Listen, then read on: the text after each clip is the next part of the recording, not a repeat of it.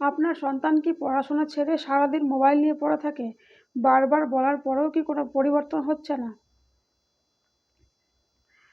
তাহলে আজকের এই ভিডিওটা আপনার জন্য। কারণ আজ আমি বলবো 7টি কাজ যেগুলো করলে আপনার সন্তান আবার পড়াশোনায় মন দেবে।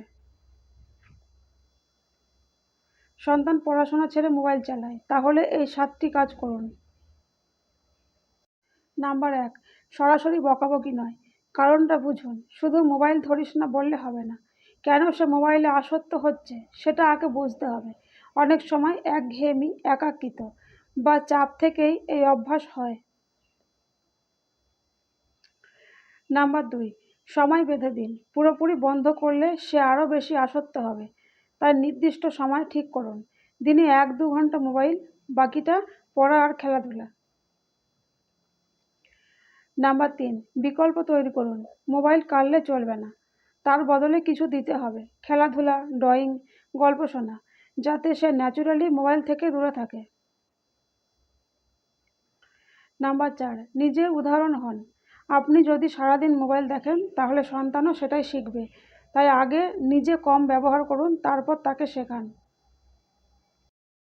নাম্বার 5, পড়াশোনাকে ইন্টারেস্টিং করুন। শুধু বই পড়তে বললে হবে না, পড়াশোনাকে মজার করতে হবে। ভিডিও, গল্প, রিয়েল লাইফ এক্সাম্পল দিয়ে বোঝান, এতে সে নিজে থেকে ইন্টারেস্ট পাবে। নাম্বার 6, প্রতিদিন কথা বলুন।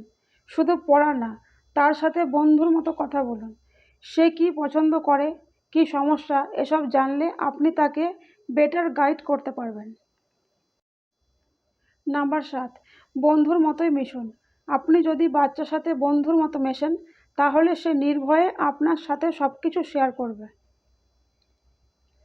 মনে রাখবেন, জোর করে নয়, ভালোবাসা আর সঠিক পদ্ধতিতেই পরিবর্তন আসে। আজ থেকেই এই 7টি কাজ শুরু করুন, দেখবেন আপনার সন্তান ধীরে ধীরে বদলে যাচ্ছে। আজকের এই ভিডিওটি যদি ভালো লেগে থাকে অবশ্যই একটি লাইক করবেন। আমার চ্যানেলে নতুন হয়ে থাকলে চ্যানেলটি সাবস্ক্রাইব করে পাশে থাকবেন। ধন্যবাদ।